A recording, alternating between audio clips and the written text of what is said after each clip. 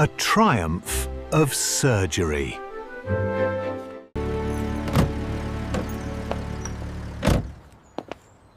I was really worried about Tricki this time. He was so listless, Mr. Herriot. He seemed to have no energy. I thought he must be suffering from malnutrition. So I have been giving him some little extras between meals to build him up. Some malt and cod liver oil and a bowl of Horlicks at night to make him sleep. Nothing much, really. Did you cut down on the sweet things as I told you? Oh, I did it for a bit, but he seemed to be so weak I had to relent. He does love cakes and chocolates, so I can't refuse him. I looked down again at the little dog. That was the trouble.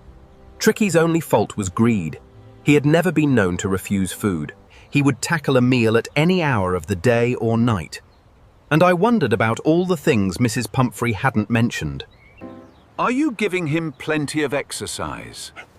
Well, he has his little walks with me, as you can see.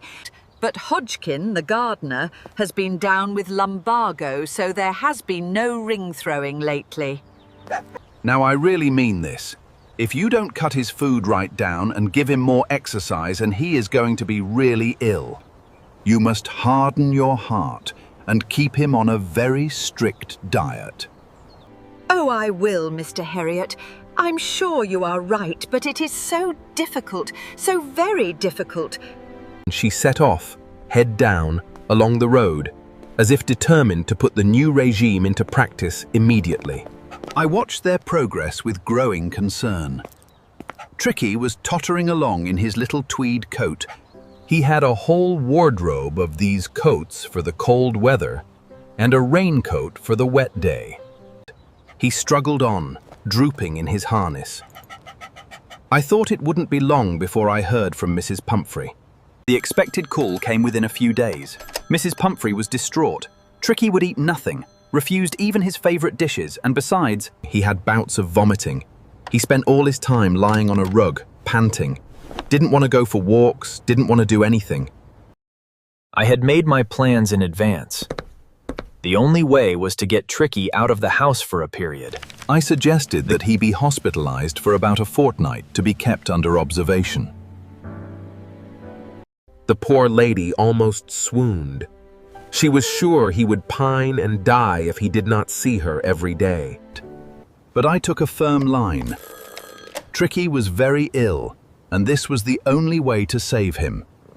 As in fact, I thought it best to take him without delay.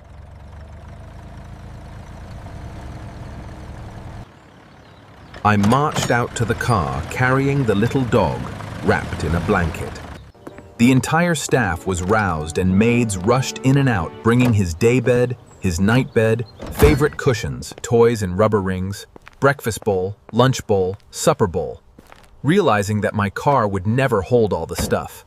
The pathetic little animal gasping on the seat by my side. I patted the head and Tricki made a brave effort to wag his tail. Poor old lady.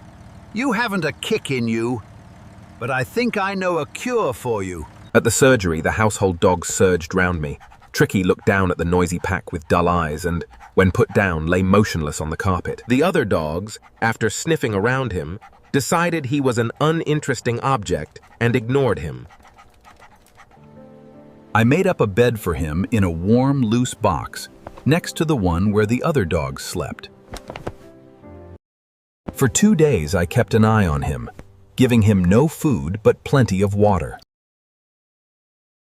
At the end of the second day, he started to show some interest in his surroundings. And on the third day, he began to whimper when he heard the dogs in the yard. When I opened the door, Tricki trotted out and was immediately engulfed by Joe, the greyhound, and his friends. After rolling him over and thoroughly inspecting him, the dogs moved off down the garden. Tricki followed them, rolling slightly with his surplus fat. Later that day, I was present at feeding time. I watched while Tristan slopped the food into the bowls. There was the usual headlong rush, followed by the sounds of high-speed eating. When they had finished, Tricki took a walk round the shining bowl, licking casually inside one or two of them. Next day, an extra bowl was put out for him, and I was pleased to see him jostling his way towards it. From then on, his progress was rapid. He had no medicinal treatment of any kind.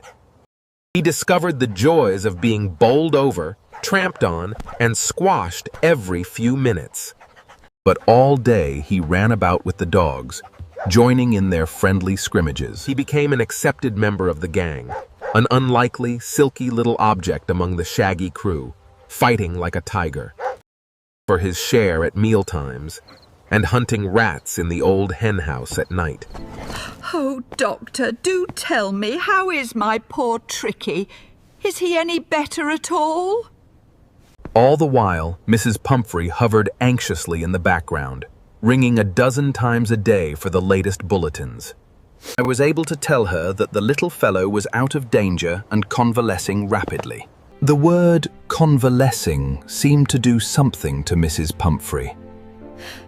She started to bring round fresh eggs, 2 dozen at a time, to build up Tricki's strength. For a happy period, my partners and I had 2 eggs each for breakfast. But when the bottles of wine began to arrive, the real possibilities of the situation began to dawn on the household. Lunch became a ceremonial occasion, with 2 glasses of wine before and several during the meal. It was a temptation to keep Tricki on as a permanent guest, but I knew Mrs. Pumphrey was suffering, and after a fortnight felt compelled to phone and tell her that the little dog had recovered and was awaiting collection. Within minutes, about 30 feet of gleaming black metal drew up outside the surgery. Her hands were tightly clasped in front of her. Her lips trembled. Oh, Mr. Herriot, do tell me the truth. Is he really better? Yes, he's fine. There's no need for you to get out of the car. I'll go and fetch him.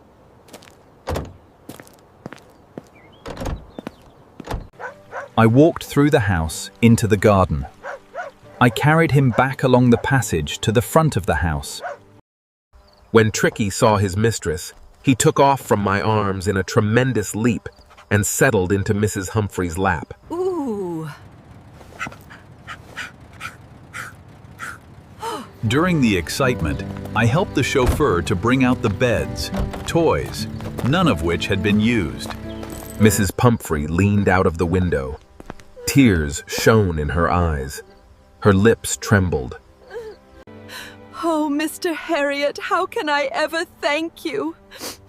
This is a triumph of surgery.